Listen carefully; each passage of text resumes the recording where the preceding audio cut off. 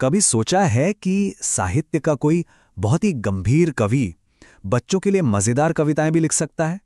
आज हम एक ऐसे ही लेखक की दोहरी जिंदगी की एक अनसुनी कहानी में उतरेंगे।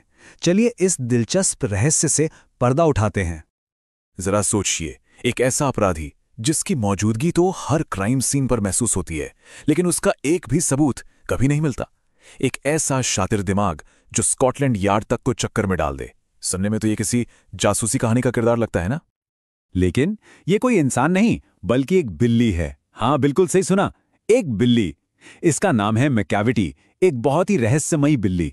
और कमाल की बात यह है कि ये एक बहुत मशहूर कविता का हीरो भी है, जो कानून को हमेशा बस चकमा दे जाता है ना? मजेदार और एकदम लाइट हार्टेड सा किरदार। तो सवाल ये उठता है कि इतने मजेदार और अनोखे किरदार को आखिर बनाया किसने होगा? शायद बच्चों की कहानियां लिखने वाले किसी लेखक ने, या फिर किसी हास्य कवि ने।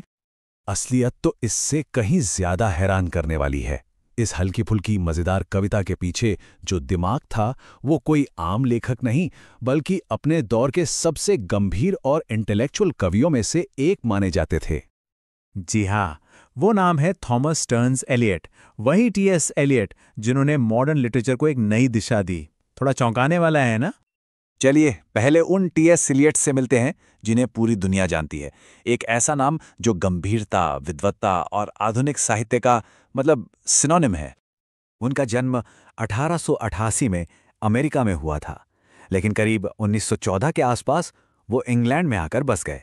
साहित्य में उनके बेमिसाल योगदान के लिए उन्हें 1948 में नोबेल पुरस्कार से भी नवाजा गया। उनकी जो पब्लिक इमेज थी ना, वो बहुत ही सीरियस थी। वो साहित्य में क्लासिसिस्ट, धर्म में एंग्लो कैथोलिक और राजनीति में रॉयलिस्ट के तौर पर जाने जाते थे। द वेस्टलैंड जैसी उनकी कविताएं तो 20वीं सदी के इंटेलेक्चुअल थॉट का प्रतीक मानी जाती हैं। और यहीं पर आकर कहानी में असली ट्विस्ट आता है। देखिए, एक तरफ है गंभीर, इंटेलेक्चुअल, नोबेल पुरस्कार विजेता टीएस एलियट, और दूसरी तरफ है मैकैविटी, एक अपराधी बिल्ली के ऊपर लिखी गई मजेदार कविता। ये सच में एक ही सिक्के के दो बिल्कुल अलग पहलू हैं। तो फिर सवाल यह है कि इन दो अलग अलग दुनियाओं को जोड़ा कैसे जाए? एक इतने गंभीर कवि ने इतनी हल्की फुल्की कविता लिखी ही क्यों? चलिए आगे बढ़ते हैं और देखते हैं कि ये सब कैसे आपस में जुड़ता है। इसका जवाब ना बड़ा ही सीधा और मजेदार है। एलियट ने ये कविताएं किसी साहित्यिक मैगजीन या गंभीर विश्लेषण के लिए नहीं, बल्कि अपने गॉड चिल्ड्रन को खुश करने के लिए लिखी थीं।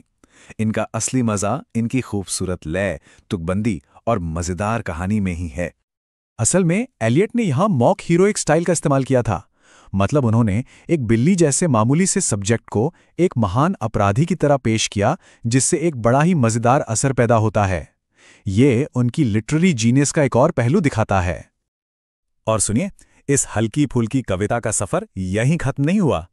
ये कविताएं Old Possum's Book of Practical Cats नाम के एक कलेक्शन का हिस्सा थीं, और बाद में मशहूर कंपोजर एंड्रू लॉयड वेबर ने इन्हीं कविताओं पर एक म्यूजिकल बना दिया, जो दुनिया भर में जबरदस्त हिट हुआ। तो इस पूरी कहानी से हमें क्या पता चलता है? यही कि एक महान जीनियस की कोई एक पहचान नहीं होती। अपने समय के सबसे गंभीर कवियों में से एक टीएस एलियट सिर्फ मनोरंजन और खुशी के लिए भी लिख सकते थे। ये उनकी क्रिएटिविटी की रेंज को दिखाता है। और ये बात हमें एक सोच के साथ छोड़ जाती है, किसी भी कलाकार या जीनियस के अंदर और कितनी छिपी हुई दुनियाएं हो सकती हैं। ये हमें याद दिलाता है कि क्रिएटिविटी अक्सर हमें वहीं मिलती है जहां हम उसकी उम्मीद सबसे कम करते हैं।